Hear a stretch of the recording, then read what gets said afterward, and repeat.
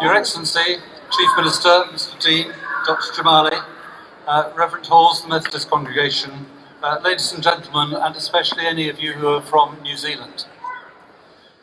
It's very good of you to come out tonight. It's a very short ceremony, but we stand side by side with our Commonwealth colleagues in New Zealand. They've suffered so much following the terrorist attacks in Christchurch last week. It's a pity we have to be here at all, but the circumstances are such that it is good that we are. I'm very grateful to Dr. Jamali for agreeing to speak to us tonight. He and all the Muslim community are particularly welcome because it is important that they hear from these addresses and see from our attendance that we recognise that an attack on the Muslim community is as evil as an attack on any community. People do feel strongly about religion, and equally strongly in some cases about the lack of religion. But at the end of the day, any religion does not justify killing and injuring the innocent. For what it's worth, I think that we all have to answer to God for what we do or don't do in our lives, and I will leave it to Him to sort out those differences. If you look at some of the footage covering the attacks in Christchurch, that expression, killing and injuring the innocent, returns to mind time and time again. There is neither rational sense nor purpose in slaughtering innocent people. It leaves everyone confused and shocked. I was struck, but shortly after the attack, one of the fortunate survivors of it was interviewed, and in tears she said, "Why would anyone hurt us like this?" No one can really answer that question. It was a dark day, a very dark day for New Zealand and for humanity. We're here tonight for two reasons. First of all, as Christians, as Muslims, as Jews, as people of other or of no faith, we come together as fallible human beings to condemn these shootings. Similar condemnation is expressed all over the world, and rightly so. It is our combined determination to reject extremism of this kind that reduces the risk of it happening again. It doesn't matter whether the perpetrators are Christians or Muslims or Jews or extremists of any other kind. They interfere with the natural order of the world, and we condemn them. We need to do this to send that unequivocal message to everybody. The frequency of the attacks must not inhibit us in that respect, and sometimes they seem to come around so often in different parts of the world that we think, oh, it's just another one. And we must guard against that. It is important we do. We must not become anaesthetised against them.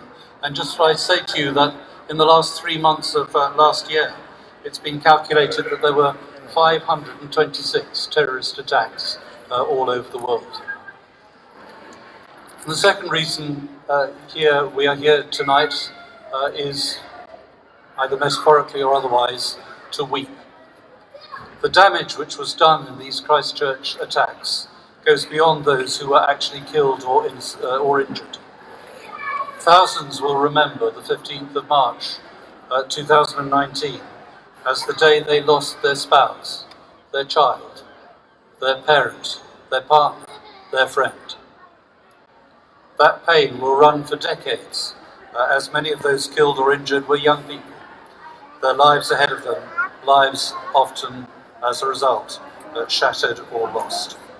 And so standing side by side with New Zealand in this way, I hope will be of some comfort to us and to them, but it is also an expression of our resolve to reaffirm tolerance and respect as the building blocks of our community.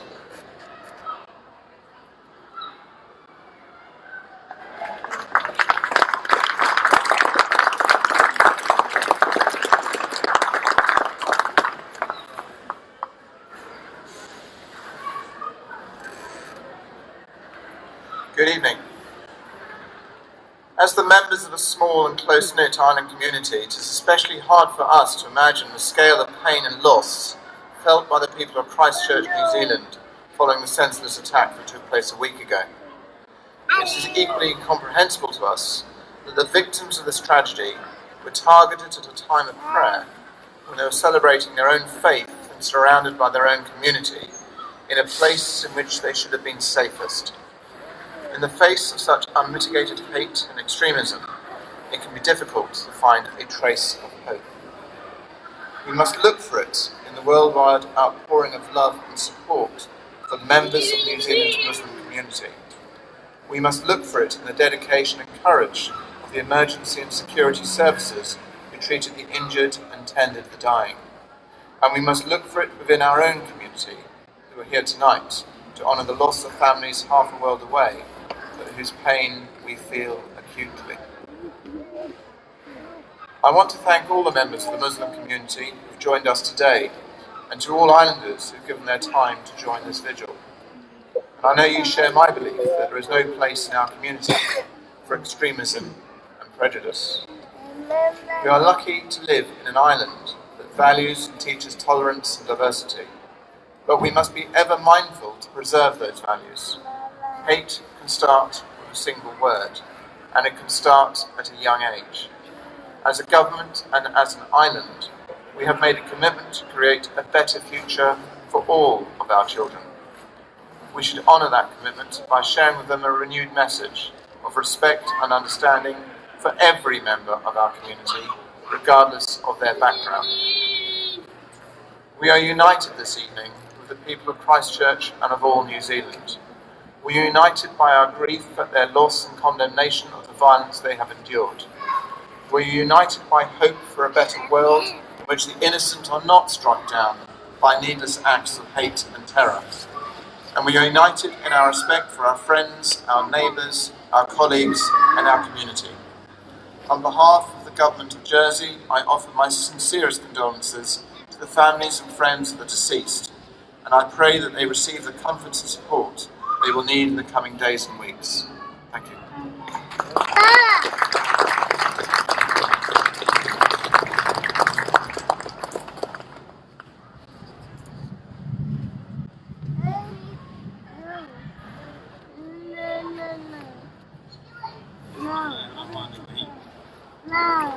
ولا تستوي الحسنة ولا السيئة ادفع بالتي هي أحسن فإذ الذي بينك وبينه عداوة كأنه ولي حميم. These are the words from the Quran, and it says, good and evil are not equal. Repel evil with what is best, and you will see that the one you had mutual enmity with him will turn if as were a close friend. So if we remove the evil out of it, we all are close friends.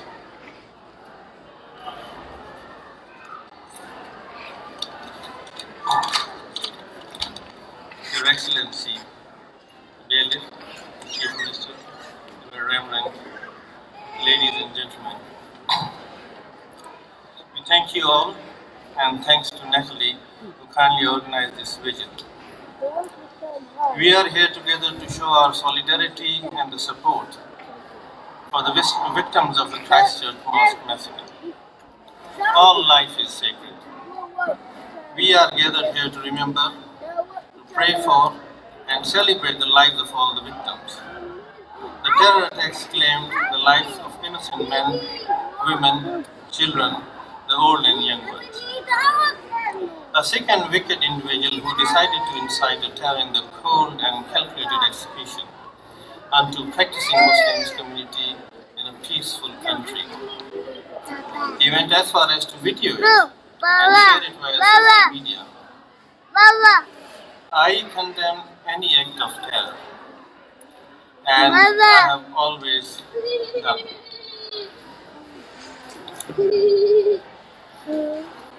I have always done, regardless of who has carried it out. Sadly, terror doesn't discriminate. It does not have a religion or a race. It is an entity for spreading hate. There is no place for such an evil act anywhere in the world, and we must not allow it.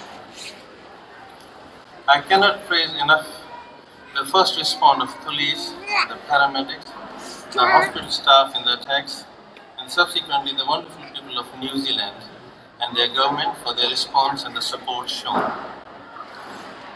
I commend the empathetic approach shown by Prime Minister Ardern and the people of New Zealand. The swift action taken by the New Zealand government to prevent such atrocities from happening again shows a positive and hopeful future.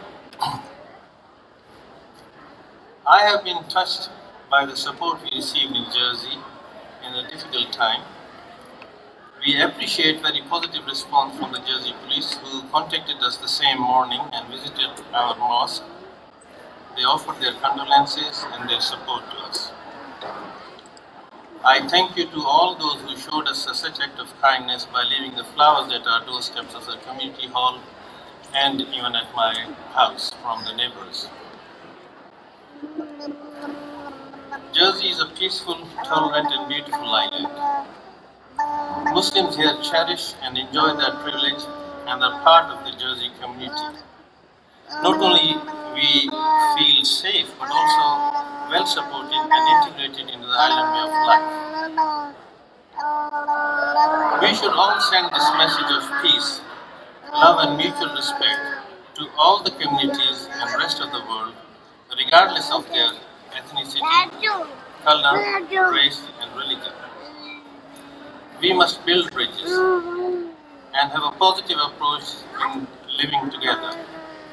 We must understand each other, enrich our knowledge by learning more, and have an open discussions. I thank you all for coming here, and thank you, the bailiff, Your Excellency, and the reverends. And I thank you for everyone who has shown their support to us. And I would request you, all of you, to please join us to pray for the victims and the people of New Zealand, and to pray for continuing the happy, healthy, inclusive society in Jersey. God bless you all. Assalamu alaikum.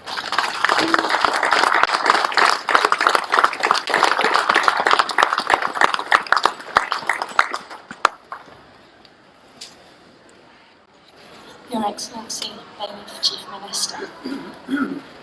Good evening. Assalamu alaikum. I just want to thank you all for attending our vigil this evening, which I wanted to organise to allow us to remember and honour the victims of the senseless and racially motivated acts of terror perpetrated against the Muslim community in Christchurch last Friday. An event which became even more real to me when I learned that a Muslim friend of mine here in Jersey who was visiting New Zealand had missed possibly becoming a victim of the massacre only because they missed their bus and arrived in the area late. As I reflect upon what happened in New Zealand, it breaks my heart that even in our island that has its own experience of living under fascism, we sometimes see messages of hate, xenophobia, Islamophobia and general bigotry. We must not allow these views to become normalised in our community, nor see it translated into actual hate being perpetrated against our colleagues, our neighbours, our friends, people we love. The world has not seen this level of widespread intolerance and bigotry since Europe in the 1930s, and we all know where that ended, and there were no winners, not really. We need to start reflecting in a truly meaningful way on the lessons of history and act now, immediately, so we do not see a return to times that would echo the darkest periods of human history. The Holocaust and Rwanda are just two examples of, unfortunately, many that clearly illustrate what can happen when a group of people have been allowed to be dehumanized and demonized in a society. One of the saddest things for me is that many of those preaching the message of hate also claim to be Christian. And these are no different to extremists from other religions that try to hijack basic messages of love and use them to pursue political ideologies. And for this reason, and because I identify with the values of Jesus Christ, I would like to remind people of the parable of the Good Samaritan in Luke chapter 10. When the lawyer in that story asked Jesus who his neighbour was, he never stated who he was. He never told his ethnicity nor his religion, only that he was in need, and how the neighbour to him was the one that showed him mercy. Now I'd like us all to do something. Let's take a moment to look around at each other, at who makes up our community.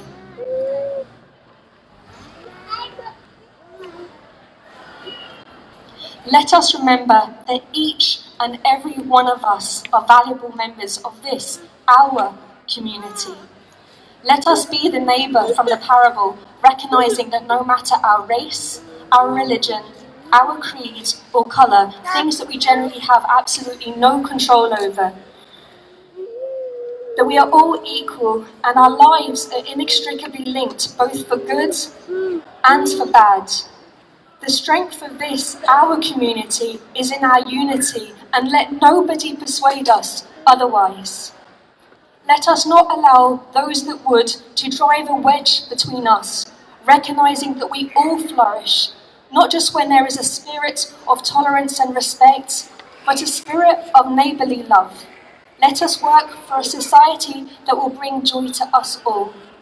So to the families of those that died, please accept our thoughts of love and peace, our tears as we only imagine your pain, and our promise to build a kinder world where nobody fear attending their places of worship nor walking the streets.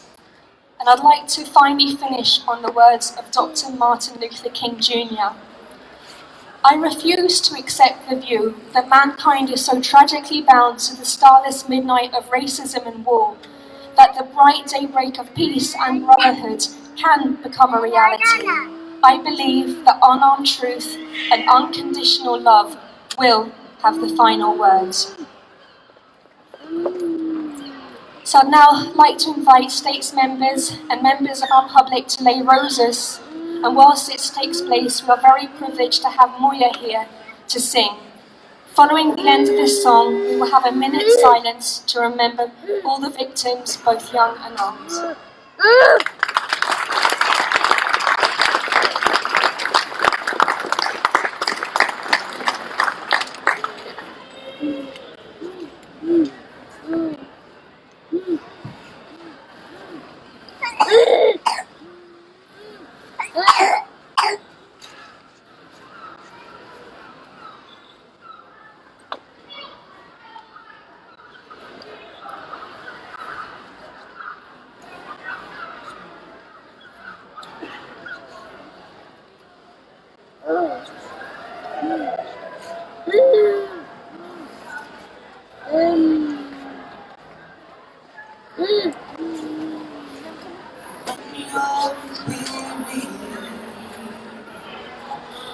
Feeling small when tears are in your eyes, I will drag them all.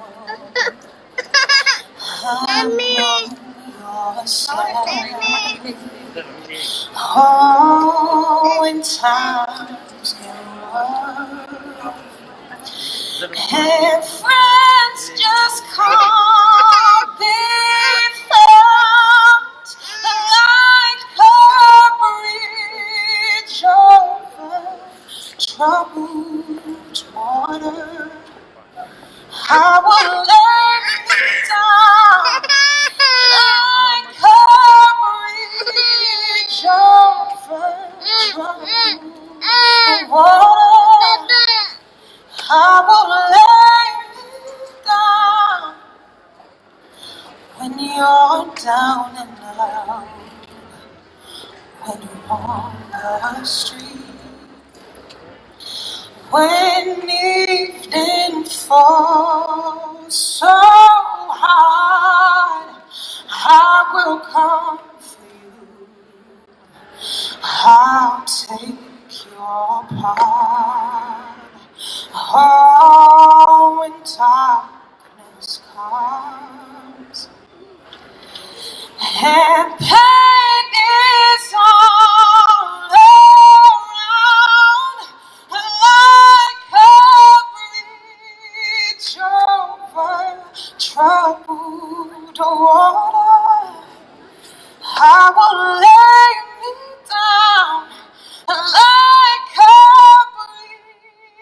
over, troubled water, I will lie down.